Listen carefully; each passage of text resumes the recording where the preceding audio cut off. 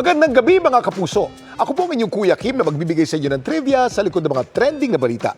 Kakaibang traffic ang naranasan sa isang bayan sa Nueva Ecija. Hindi kasi ito dulot ng mga bumper-to-bumper na sasakyan, kundi ng mga tumatawid na itik. Marami sa atin beast mode kapag naipit sa traffic. Pero hindi ang uploader ng viral video na ito nakuha sa Quezon, Nueva Ecija. Ang humarang kasi sa kanilang daan, daan-daang mga tumatawid, nakitik. Ayon sa uploader, sanay na raw silang naaantala ang daloy ng trapiko. Marami raw kasi talaga ang nag-aalaga ng itik sa kanilang lugar.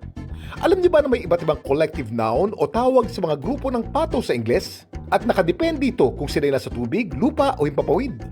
Kapag lumalangoy, tinatawag silang paddling or raft of ducks. Flock o waddling naman ang tawag sa kanila kapag sila'y nasa lupa. Kapag lumilipad naman, flock din ang tawag sa mga ito. Ang mga itik grupo-grupo talaga kung maglakbay. Nang sa gayon, mas madali nilang maprotektahan ang isa't isa sa mga predator.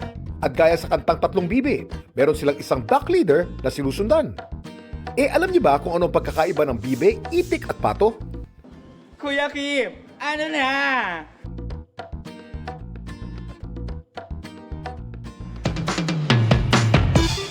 Ang pato ay salitang Espanyol ng ibig sabihin ay duck.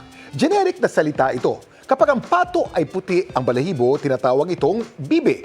Itik naman ang tawag sa patong itim o brown ang mga balahibo.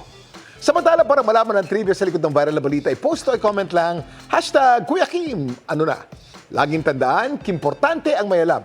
Ako po si Kuya Kim at sagot ko kayo 24 oras.